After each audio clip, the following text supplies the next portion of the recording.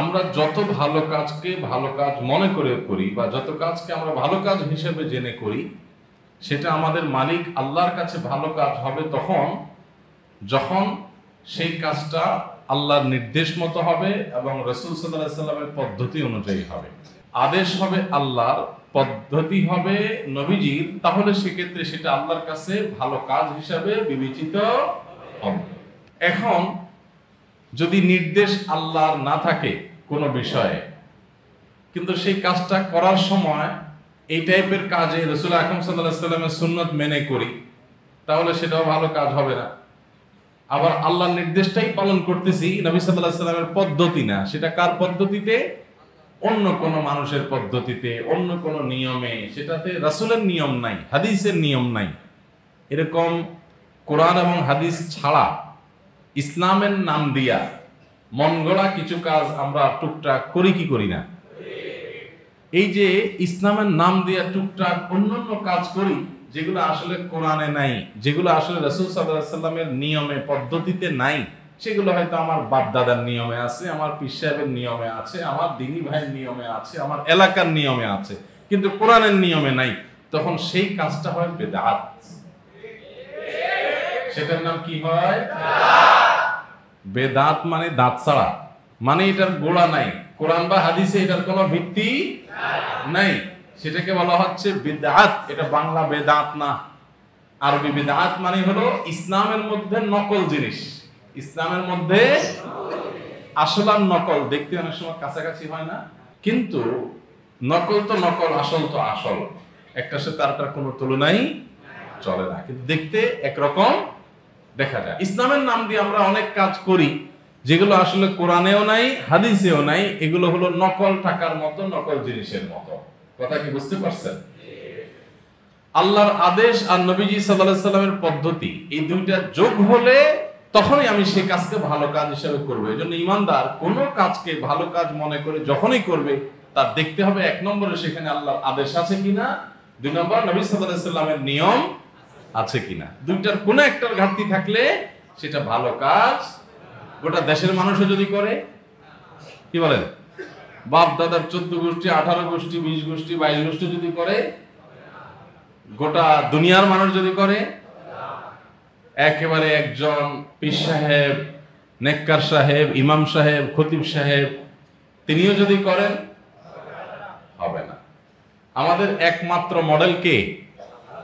নবী করিম সাল্লাল্লাহু আলাইহি ওয়াসাল্লাম। ভাইরা আমার, এই কথাটাকে নবী সাল্লাল্লাহু আলাইহি ওয়াসাল্লাম তার ভাষায় বলেছেন, কুল্লু উম্মতি ইয়াদখুলুনাল জান্নাতা ইল্লা মান আবা। তিনি বলেছেন আমার উম্মতের সবাই জান্নাতে যাবে, সবাই জান্নাতে যাবে, ইল্লা মান আবা, তবে যে ব্যক্তি অস্বীকার করেছে সে জান্নাতে যাবে না। নবী সাল্লাল্লাহু আলাইহি ওয়াসাল্লাম বলেছেন, ওয়া মান ইয়াবা ইয়া রাসূলুল্লাহ, আপনার আবার অস্বীকার করে কে? সে আবার কিভাবে মুসলমান হয়? নবী সাল্লাল্লাহু আলাইহি ওয়াসাল্লাম বলেছেন, মান আতাআনি দাখালাল জান্নাহ, যে আমার অনুসরণ করবে। নামাজ পড়ার সময় আমার নবীজি কিভাবে পড়েছেন, দুরূদ পাঠের সময় আমার নবীজি কিভাবে দুরূদ পড়েছেন। নবীজি দুরূদ পড়ছেন না পড়েন নাই? আমরা যে নামাজে দুরূদ পড়ি, নবীজি পড়েন নাই? আমরা যে জিকির করি, নবীজি জিকির করেন নাই?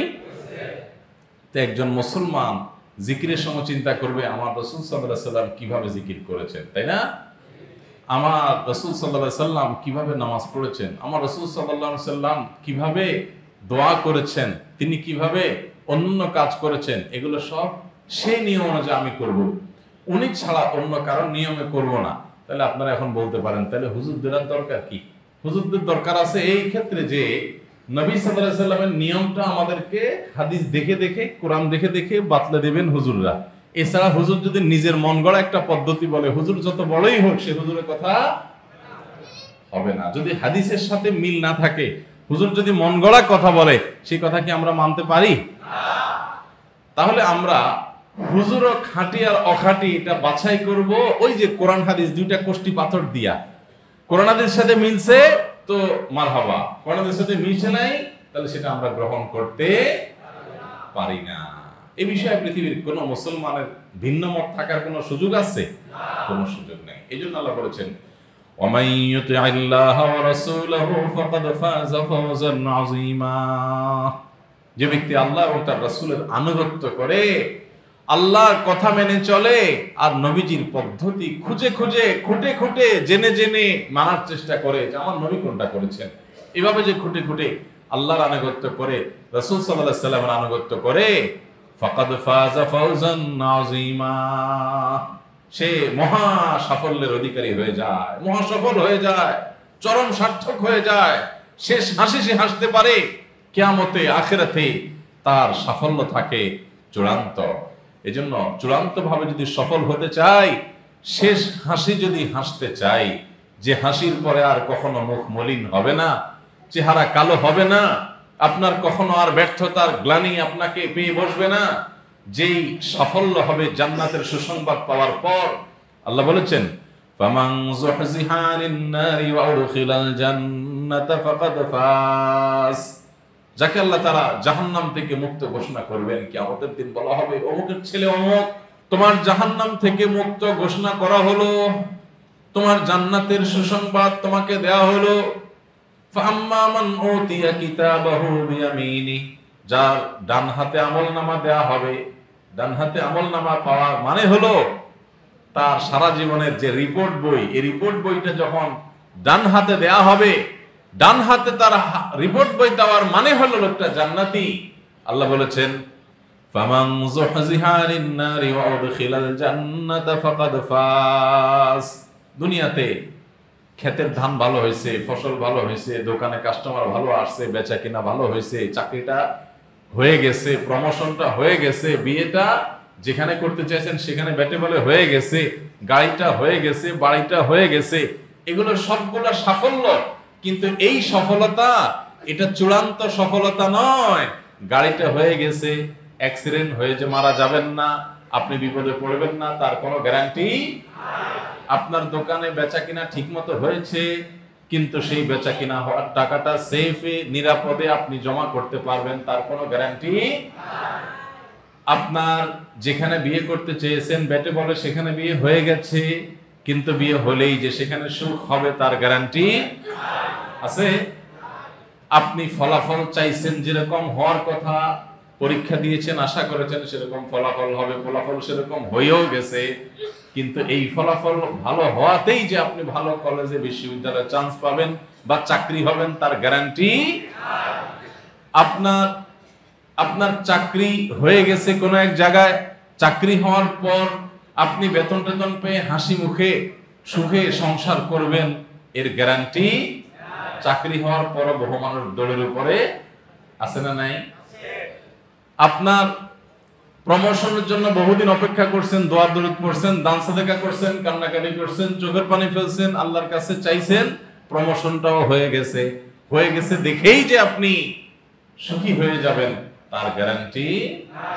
এই পৃথিবীতে প্রতিটা অর্জনের পর একটা হারানোর ভয় থাকে। এই জন্য এই পৃথিবীতে মানুষ শেষ হাসি হাসতে পারে না। কত মানুষ দেখবেন আর হাসি খুশি, সে কিছু একটা পাইছে, এরপর দেখা যাবে একটা কান্না শুরু হয়ে গেছে, আছে না নাই? ভাইরা আমার, সন্তান হয়েছে, খুব খুশি, এরপর দেখা গেল প্রতিবন্ধী। তাহলে এই খুশিটা গ্লানিতে রূপান্তরিত হলো কি হলো না? একমাত্র যেদিন আমরা শুনতে পাবো যে আমাদের মালিক আমাদেরকে বলে দিয়েছেন যে তোমাদের যত ভুল ত্রুটি ছিল বান্দা, বহুবার আমার কাছে ক্ষমা চেয়েছ, চোখের পানি ফেলেছ, ইস্তিগফার করেছ, যাও সব মাফ করে দিলাম এবং তোমাদেরকে আজকে জান্নাতের চাবি দিয়ে দিলাম। এই কথা যেদিন মানুষ শুনতে পাবে, ওর পর থেকে অনন্ত অনাদি অসীম কাল পর্যন্ত আর কখনো তার ব্যর্থতার গ্লানি তাকে পোহাতে হবে না। এই সাফল্য কেউ কেড়ে নিতে পারবে না, এই সুখ কেউ চিনিয়ে নিতে পারবে না, এই সুখ চলে যাওয়ার আশঙ্কা থাকবে না, এই হাসি কখনো মলিন হবে না, এই মুখ কখনো অনুজ্জ্বল হবে না, এরপরে আর দুঃখ কখনো স্পর্শ করবে না। দুঃখ কাকে বলে সেটা আর কখনো সে দুঃখের সাথে দেখা হবে না। এটা হলো শেষ হাসি, এটা হলো চূড়ান্ত হাসি। আল্লাহ বলেছেন, ফাকাদ ফাযা ফাওজান আযীমা, এটাই হলো মহা সাফল্য, এটাই হলো চূড়ান্ত সাফল্য। এটা কি আল্লাহ সুবহানাহু ওয়া তাআলা বলেছেন, ফামান যুহজিহা আনিন নারি ওয়া উদখিলাল জান্নাতা ফাকাদ ফাজ। যে ব্যক্তি জাহান্নাম থেকে মুক্ত ঘোষণা শুনবে আর জান্নাতে যাওয়ার সংবাদ শুনে যাবে, সে ব্যক্তি চূড়ান্তভাবে সফল কাম হয়ে যাবে। ও আরশ আজিমের মালিক, আপনি আমাদের সবাইকে শেষ হাসি হাসা মানুষগুলোর কাতারে শামিল করে নিন। আল্লাহ, আপনি আমাদের সবাইকে জান্নাতুল ফেরদাউসের আঙ্গিনা এরকম একত্র হওয়ার তৌফিক দান করুন। আল্লাহ, আপনি আমাদের কিয়ামতের ময়দানে ডান হাতে আমলনামা দিয়েন। আল্লাহ, আমাদেরকে আপনার হুকুমকে আপনার নবীর তরিকা অনুযায়ী, সুন্নত অনুযায়ী, আপনার নবীর পদ্ধতি অনুযায়ী আমলের তৌফিক দিয়েন। আল্লাহ, ইসলামের নামে ভেজাল আমল, নকল আমল, 2 নম্বর আমল, বেদাত আমল থেকে আমাদেরকে বেঁচে থাকার তৌফিক দান করুন। ভাইরা আমার, তাহলে আমরা শেষ হাসি যদি হাসতে চাই আল্লাহর ভাষ্য অনুযায়ী, আল্লাহর আয়াত অনুযায়ী, ওমাই ইউতি'আর রাসূল ওমাই ইউতি'আল্লাহ ওয়া রাসূলাহু ফাকাদ ফাযা ফাওজান আযীমা। মহা সাফল্য এটা অর্জন হতে হলে আল্লাহর কথা শুনতে হবে। আর কার আনুগত্য করতে হবে? রাসূল সাল্লাল্লাহু আলাইহি সাল্লাম, আল্লাহ এবং তার রাসূলের আনুগত্য করতে হবে। আল্লাহ এবং রাসূলের আনুগত্যের বাইরে কোন আলেম, কোন হুজুরের আনুগত্য যদি আমরা করি, সেটা হবে কোরআন এবং হাদিসের আলোকে। যখন তারা আমাদেরকে ডাকবে তখন আমরা তাদের আনুগত্য করব ইনশাআল্লাহ। ভাইরা আমার, আমি যদি একটা উপমা দেই তাহলে বুঝতে সুবিধা হবে। ভালো কাজ আল্লাহর কাছে গ্রহণযোগ্য হবে তখন যদি সেটা আল্লাহর হুকুম অনুযায়ী হয়, নবীজির সুন্নত অনুযায়ী হয়। তখন একটা ঘাটতি থাকলে হবে হবে। আসেন এবার আমরা একটু উপমা দেই যে আল্লাহর হুকুম এবং রাসূলের সুন্নাত। গরু এবং ছাগল জবাই করে খাওয়া হালাল নাকি হালাল না? হালাল। যেহেতু হালাল, সেহেতু এই গরু জবাই করার অনুমতি আছে, আল্লাহর হুকুম আছে খাওয়া। হ্যাঁ, আল্লাহ কোরআনে বলেছেন ওয়া উহিল্লা লাকুম মা ওয়ারাআ যালিক।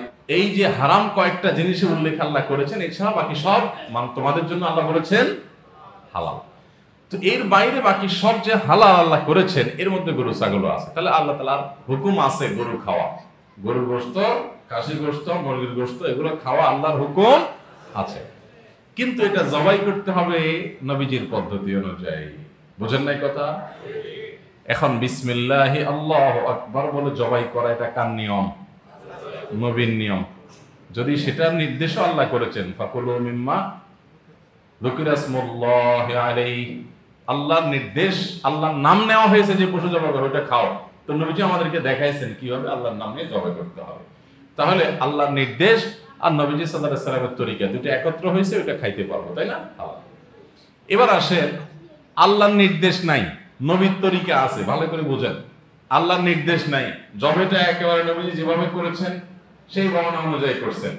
ধরেন একটা কুকুর ধরে এনে বিসমিল্লাহি আল্লাহু আকবার বলে একেবারে যে কয়টা দরকার কাটা সে কয়টা কাটছেন, সব সুন্দর মতো কাটছেন, পশ্চিম দিকে শোয়াইছেন, হ্যাঁ, যেদিকে কল্লা দেন দরকার দিয়েছেন, সব ঠিকঠাক মতো দিয়েছেন, কিন্তু জবাই করছেন কুকুর। হালাল হবে না হারাম হবে?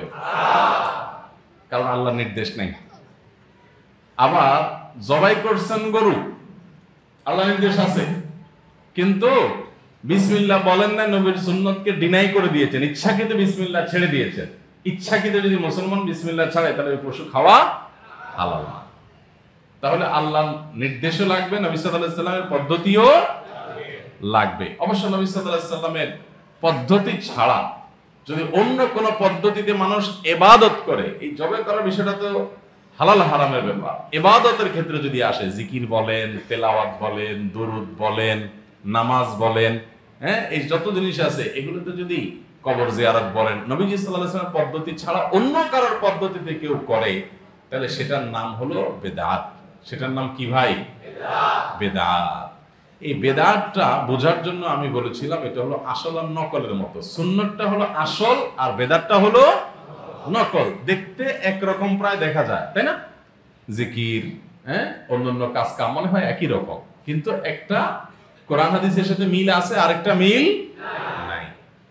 এখন আপনারা হয়তো বলবেন, হুজুর সমস্যা কি? এটাও তো দেখতে ভালোই তো দেখা যায়। তাহলে আমি বলতে চাই, আপনি কোন একটা দোকানে গেছেন কিছু কেনার জন্য, ধরেন আপনার অনেক ক্ষুধা লাগছে, আপনি একটা মুদির দোকানে যায় বলতেছেন, ভাই এই জিনিসটা দেন। দোকানদারের কাছে যায় আপনি বললেন, ভাই আমার পকেটে টাকা পয়সা নাই, অনেক ক্ষুধা লাগছে ভাই, একটা কলা দেন, একটু রুটি দেন, কিছু একটা চাইলেন আপনি। দোকানদারের যদি মন মানসিকতা ভালো থাকে, ওই দিন বেচা কিনা ভালো হয়, সে চিন্তা করতে পারে লোকটার কিছু নাই, গরিব মানুষ, ভাই আমি মুসাফির মানুষ, ক্ষুধায় পাগল হয়ে যাচ্ছি, হাতে টাকা নাই, হারাই গেছে বা পকেট মানি নিয়ে গেছে, কিছু একটা আমি বিপদে পড়ছি। তাহলে অনেক দোকানদার দয়া করে আপনাকে একটা কলা, একটা বিস্কিট, একটা কিছু এগুলো দিয়ে দিতে পারে। সম্ভাবনা আছে না নাই? আপনি টাকা আনতে পারেন নাই, তাও কিছু বিপদে পড়লে দোকানদার দয়া করে দিতে। কিন্তু আপনি যদি চিন্তা করেন যে দোকানদারের কাছে ছোট হতে যাবো না, দরকার কি, একটা নকল টাকা বার করছেন, 500 টাকার একটা নকল নোট নিয়ে বলছেন দোকানদার ভাই কলা দেন, বিস্কিট দেন, হাম দেন, তাম দেন। তো এই নকল নোট দিলে, যার কাছে নকল নোট দিচ্ছেন, যদি ধরা পড়ে এটা নকল নোট, তাহলে কি হবে? দোকানদার মনে করবে আরে বেচারা আসল টাকা পায় নাই দেখেই তো নকল টাকা নিয়ে আসছে, থাক তাহলে তারা দিয়ে দিই। কি বলেন? দিবে? বরং কি হবে, টাকাটা আস্তে করে রেখে বলবে ভাই ভিতরের দিকে আসেন একটু, তাই না? ভিতরে আসেন, আপনি বাইরে দাঁড়াই কেমনে খাবেন, তাই আসেন। ভিতরে ঢুকায়া ঝাঁপটা ফালায়া থানায় কল করবে, ভাই বড় রুই মাছ পাইছি, আসেন তাড়াতাড়ি। হ্যাঁ, জাল টাকা চক্রের সদস্য পাওয়া গেছে ভাই, আসেন। পুলিশে হাতে উঠে দিবে না? তাহলে কি শিখলাম এখান থেকে? টাকা নাই, তারপরেও পাওয়ার সম্ভাবনা একটু হইলেও আছে। কিন্তু যদি জাল টাকা নিয়ে যান, পাওয়া তো দূরের কথা, মুগুরের মায়ের মিস। ঠিক একই ভাবে কোরআন হাদিস অনুযায়ী ইবাদত বন্দেগী করে দুনিয়া থেকে গেছেন, তো জান্নাতের আশা করতে পারেন জোরালো। এমনকি ইবাদত বন্দেগী বেশি করতে পারেন নাই, যা আল্লাহর কাছে কান্নাকাটি করছেন, মাফ করছেন আল্লাহ, মাফ চাইছেন আল্লাহ, আমি তো বেশি কিছু আনতে পারি না, তুমি দয়া করে জান্নাত দিয়ে দিও আল্লাহ। তো আল্লাহ তাআলা দয়া করে দিতেও পারেন যে বান্দা আমল করতে পারেন নাই।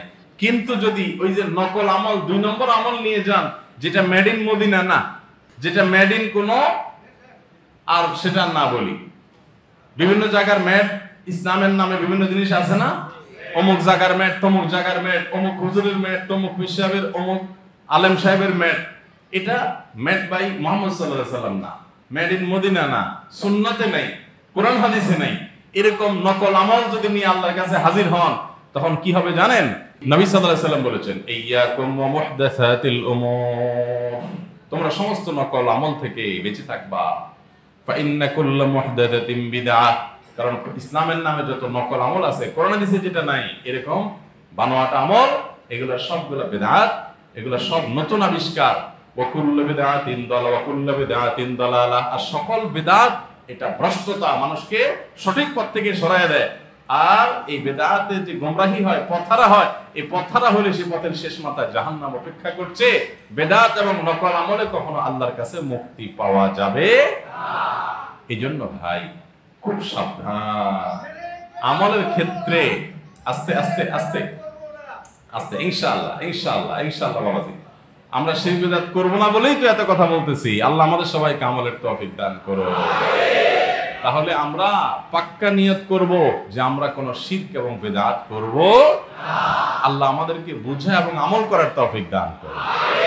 আল্লাহর কাছে নাজাত পাইতে হলে শিরক মুক্ত তাওহীদ আর বিদআত মুক্ত আমল লাগবে।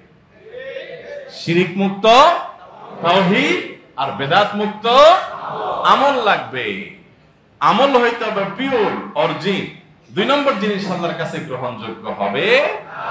আপনি কোন এমবাসিতে ভিসার জন্য জমা দিবেন নকল কাগজ দিয়ে, যদি ধরা পড়ে যে এটা নকল কাগজ, তাহলে ব্ল্যাক লিস্টে ফেলায়া জীবনের তোরা ভিসার রাস্তাই বন্ধ করে দিবে। ঠিক না ভাই? ঠিক। আর আপনি কাগজপত্র যারা গেছেন, ভিসা পাইলে পাইতে পারেন, না পাইলে নাই, কাগজ নেন না, ভিসা হবে না। আর দয়া করে ভিসা অফিসার যদি বলে যে দিয়ে দিবে, দিতেও পারে। কিন্তু নকল কাগজ যদি ধরা পড়ে, তাহলে এমন ব্ল্যাক লিস্টে ফেলাইবে এমবাসি, জীবনে এই $500 আর কোনোদিন ওই দেশ ভিসা। ঠিক একই ভাবে ইসলামের নামে যতটুকু করবেন সেটা পিওর যেন হয়। ভেজাল জিনিস আল্লাহর কাছে নিবেদন করবেন, জান্নাতের আশা ছেড়ে দেবেন। এজন্য আমল যতটুকু করেন পিওর হইতে হবে, ঈমানটা ঠিক থাকতে হবে, আর ওই আমলটা হতে হবে নবী সাল্লাল্লাহু আলাইহি ওয়াসাল্লামের পদ্ধতি অনুযায়ী। তাহলে ভাইরা আমার, আমাদের আখিরাতের নাজাত এবং মুক্তি নির্ভর করে 2টি জিনিসের উপরে। এক হলো শিরিক মুক্ত ঈমান, তাওহীদ, যে আল্লাহর সাথে আর কাউকে শরীক করব আমাদের সকল লাভ, ক্ষতি, কল্যাণ, অকল্যাণ, দুঃখ, সুখ, সন্তান দেওয়া না দেওয়া, ব্যবসা হওয়া না হওয়া, সকল কিছুর ক্ষমতা এবং মালিকানা একমাত্র কার হাতে? আল্লাহ ছাড়া আর কারোর হাতে এগুলোর কোনো ক্ষমতা। আমরা মুসলমান, অন্য ধর্মের মানুষ যারা শিরকে লিপ্ত হয়, যেমন হিন্দুরা আছেন, অনেকে আছেন, তারা তাদের ধর্মীয় বিশ্বাস ধারণ করেন, লালন করেন, সেটা তাদের ব্যাপার। কিন্তু আমাদের সাথে অন্যান্য ধর্মের মানুষের পার্থক্য হলো এই জায়গায় যে মুসলমান একত্ববাদে বিশ্বাসী, তাওহীদে বিশ্বাসী। আল্লাহর সাথে মুসলমান কাউকে শরীক সাব্যস্ত করে না। এজন্য ভাই, শিরিক করা যাবে না। আপনি সিজদা আল্লাহকেও দেন, আবার কবরকেও দেন, আছে না নাই? এটাকে শিরক বলে, পার্টনার বলা। আল্লাহর পার্টনার আপনি বানাইলেন, আল্লাহরে যা দিলেন তারেও তা দিলেন। আরে সে তো আল্লাহর সৃষ্টি, আল্লাহর গোলাম। যেই কপাল আল্লাহকে দিয়েছেন, এই কপাল আর কাউকে দিতে পারেন না। যে প্রার্থনা শুধু আল্লাহর কাছেই করবেন, এটা আর কারোর কাছে করতে পারেন না, তাহলে শিরক হয়ে যাবে। আর শিরক যদি হয়, আল্লাহ কোরআনে বলেছেন, ওয়ালাকাদ উহিয়া ইলাইকা ওয়া ইলাল লাযিনা মিন ক্বাবলিকা লা ইন আশরাকতা লা ইয়াহবাতান্না আমালুকা ওয়া লা তাকুনান্না মিনাল খাসিরিন। হে রাসূল, আপনার এবং আপনার আগে যত নবী রাসূল এসেছেন পৃথিবীতে, সমস্ত নবী রাসূলদের কাছে একটা কমন ওহী নির্দেশ দেওয়া হয়েছে। সেটা হলো, যদি আপনি যদি শিরকে লিপ্ত হন, নবীকে আল্লাহ বলতেছেন, আপনি যদি শিরকে লিপ্ত হন, লা ইয়াহবাতান্না আমালুক, অবশ্যই অবশ্যই অবশ্যই আপনার আমল, যত ভালো কাজ করেন সব বাতিল হয়ে যাবে। শিরকে লিপ্ত হলে কোনো আমল থাকবে না। এজন্য ভাই, সংগ্রাম চালাতে হবে, ঈমান যেন হয় শিরক মুক্ত, আর আমল যেন হয় বেদাত মুক্ত। ঈমান হতে হবে শিরক মুক্ত, আর আমল হতে হবে বেদাত মুক্ত। এই দুইটা জিনিস যদি আপনি ঠিক রাখতে পারেন, তাহলে পুঁজি অল্প যদি হয়, টাকা যদি একটু কমও থাকে, ওই দোকানদার যেরকম জিনিস দিয়ে দিবে, আমলের পুঁজি একটু কমও যদি থাকে, কিন্তু পিওর থাকে, ভেজাল না থাকে, আল্লাহ তাআলা জান্নাত দেওয়ার সম্ভাবনা আছে ইনশাআল্লাহ। আল্লাহ আমাদের সবাইকে তাওহীদকে ঠিক করার তৌফিক দান করুন, বেদাত মুক্ত আমল করার তৌফিক দান করুন। তাহলে ভাইরা, আমরা চেষ্টা করব আমাদের ঈমানটাকে শিরকের ভেজাল থেকে মুক্ত করতে, আর আমলটাকে বেদাতের ভেজাল থেকে মুক্ত করতে। চেষ্টা করা যাবে না ইনশাআল্লাহ? আল্লাহ আমাদের সব ভাই বোনকে বোঝার তৌফিক দান করুন। ভাইরা, আমার সমাজে কেউ যদি ভুলে থাকে, তাহলে তাকে প্রতিপক্ষ মনে করা যাবে না। আমার ভাই ভুল করছে, মায়া করতে হবে, দয়া করতে হবে, স্নেহ করতে হবে, আদর করতে হবে, নরম ভাষায় কথা বলতে হবে। আমরা অনেকে কোরআন হাদিসের কথা বলতে যাইয়া, সুন্নাতের কথা বলতে যেয়ে, বেদাতের বিরুদ্ধে বলতে গিয়ে আমরা অনেক সময় বাড়াবাড়ি করে ফেলি, সীমালঙ্ঘন করে ফেলি, মাত্রা জ্ঞান হারিয়ে ফেলি। আল্লাহ তাআলা তার নবী মূসা এবং হারুন আলাইহিস সালামকে বলেছেন, ফাকুলা লাহু কাওলাল লাইয়িনা, তোমরা উভয়ে আল্লাহর নবী রাসূল হওয়া সত্ত্বেও আল্লাহ বলেছেন, ফিরাউনের কাছে যখন যাবা, তখন নরম ভাষায় কথা বলবা। ফিরাউনের মতো কাফটা কাফেরের কাছে আল্লাহর দুইজন নবীকে, রাসূলকে যদি আল্লাহ বলেন নরম ভাষায় কথা বলতে, তো আপনার সমাজে, আপনার আশেপাশে কোনো ভুলভাল করা মানুষ, বেদাত করা মানুষ, কোনো অন্যায় করা মানুষ, সে তো ফিরাউনের মতো এত খারাপ হয় নাই, আর আপনিও তো ওই নবী রাসূলদের সমান হওয়ার প্রশ্নই ওঠে না। তাহলে আপনি কিভাবে মানুষকে বেদাত থেকে বাঁচাতে গিয়ে সত্য, রূঢ় এবং বাজে ভাষা ব্যবহার করতে পারেন? আপনি কিভাবে মানুষকে তাচ্ছিল্য করতে পারেন, অপমান করতে পারেন? যদি আপনি সুন্নাত প্রচারের নামে মানুষকে অতিরিক্ত কড়া, মাত্রা ছাড়িয়ে যদি কোনো কড়া কথা বলেন, কোনো ভুলভাল কথা বলেন, বাড়াবাড়ি সীমা লঙ্ঘন করেন, তার আপনি ইসলাম প্রচার করেন নাই, আপনি আপনার প্রবৃত্তির পূজা করছেন। প্রবৃত্তির পূজা বুঝেন? যে নিজের নফসের জেদ খেদ মিটাইছেন। এই ভাইটা ভুল করতেছে, আমি তার বিরুদ্ধে যা তা বলে আমার মনের ঝাল মিটাইলাম, এটা ইসলাম প্রচার না। আল্লাহ আমাদেরকে সহনশীল হওয়ার তৌফিক দান করুন। ভাইরা আমার, আমরা আমাদের প্রত্যেকটা মানুষের নিজেকে সংশোধন করব, আমার আশপাশকে সংশোধন করব। আমরা তাওহীদের আলো জ্বালাই দিব, সুন্নাতের প্রচার চালাই দিব, ইনশাআল্লাহ তাতেই দেখবেন শিরক এবং বিদআত থেকে মানুষ দূরে সরে আসবে, মানুষ সত্যটা বুঝতে পারবে। আমরা দোয়া করব, চোখের পানি ফেলবো, সুন্দর করে বুঝাবো, সুন্নাতের তালিম চালু করে দেন, সুন্নাতের চর্চা চালু করে দেন, সুন্নাতের প্রচারণা চালাই করে দেন। কোন আমলের সুন্নাত কি সেটা বলতে থাকেন, দেখবেন অটোমেটিক নকলটা দূর হয়ে যাবে। সত্যটাকে আপনি যত উদ্ভাসিত করে তুলবেন, মিথ্যা তত দ্রুততার সাথে বিতাড়িত হবে। অতএব পদ্ধতিও সুন্দর হতে হবে, আমাদের মধ্যে কোমলতা থাকতে হবে, সৌন্দর্য থাকতে হবে। আল্লাহ তাআলা আমাদের সবাইকে সেই নববী পদ্ধতি অনুযায়ী আমাদের সমাজ, আমাদের পরিবার, আমাদের ব্যক্তিকে সংশোধন করার তৌফিক দান করুন। সবাই চেষ্টা করবো তো ইনশাআল্লাহ। তাহলে যে কোনো আমল আল্লাহর কাছে গ্রহণযোগ্য হতে হলে আমাদের ঈমান থাকতে হবে, আর নবী সাল্লাল্লাহু আলাইহি ওয়াসাল্লামের পদ্ধতি।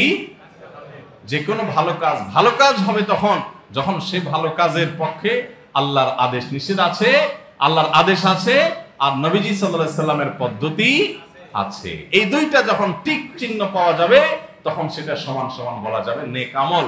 আর যদি এই দুইটার কোনো একটা টিক চিহ্ন না থাকে তাহলে সেটাকে নেক আমল বলা যাবে না। তাহলে ইনশাআল্লাহ আমরা আজ থেকে আমাদের প্রতিটা আমলকে কোরআন এবং হাদিসের কোষ্ঠী পাথর দিয়ে যাচাই করে তারপরে সেটা গ্রহণ করবো, ঠিক আছে না ইনশাআল্লাহ? আল্লাহ আমাদের সবাইকে তৌফিক দান করুন, সকল প্রকার বিদআত থেকে বেঁচে থাকার তৌফিক দান করুন, সুন্নতে রাসূল দিয়ে আমাদের জীবনকে উদ্ভাসিত করার তৌফিক দান করুন, আল্লাহর প্রতি ঈমানকে শিরক মুক্তভাবে আনয়ন করার তৌফিক দান করুন। সবাই চেষ্টা করবো তো ইনশাআল্লাহ। শিরক এবং তাওহীদ এবং সুন্নত সম্পর্কে বিস্তারিত আলোচনা শুনতে হবে। আপনারা নিয়মিত প্রোগ্রাম করবেন, সুন্নতের চর্চা করবেন, ইনশাআল্লাহ আপনারা জানতে পারবেন। আমরা আজকে শুধুমাত্র মূল জিনিসটা দিলাম যে একটা কাজ আল্লাহর কাছে ভালো কাজ হিসেবে গ্রহণযোগ্য হবে কখন, যদি কেউ সেই কাজটা প্রথমত ঈমানের সাথে করে, দ্বিতীয়ত হলো নবী সাল্লাল্লাহু আলাইহি ওয়াসাল্লামের সুন্নাহ মেনে যদি আল্লাহর নির্দেশ মতো যদি কাজটা করে তখন আমরা সেই চেষ্টাটা চালাবো, ঠিক আছে তো ইনশাআল্লাহ? আমাদের অনেকের মধ্যে অহংকার কাজ করে আমাদের অজান্তে। কিভাবে? আমরা মনে করি আরে অমুকে বিদআত করতেছে, তাকে তুচ্ছ তাচ্ছিল্য করে নিজের মধ্যে অহংকার চলে আসে। আপনি যত সঠিক পদ্ধতিতে কাজ করেন, যদি আপনি অহংকারী হয়ে যান, আল্লাহ তাআলা পুরো আমলের উপরে লাল কালি দাগ দিয়ে দিতে পারে, ঠিক না বেঠিক? এই জন্য সুন্নতের যদি অনুসারী হয়ে থাকেন, নবীজির যদি অনুসারী হওয়ার দাবি করে থাকেন, তাহলে আপনার মধ্যে অহংকার আসবে না, আপনার মধ্যে বিনয় আসবে, মাথাটা নিচু হয়ে আসবে, মাথাটা উঁচু হয়ে বুক ফুলায়া অহংকারের মতো হবে না। এই চেষ্টাটা কিন্তু আমাদের করতে হবে। সবাই চেষ্টা করবো না ইনশাআল্লাহ? আল্লাহ তাআলা আমাদের সবাইকে আমাদের তৌফিক দান করুন। আস-সুন্নাহ ফাউন্ডেশন, উম্মার স্বার্থে সুন্নাহর সাথে।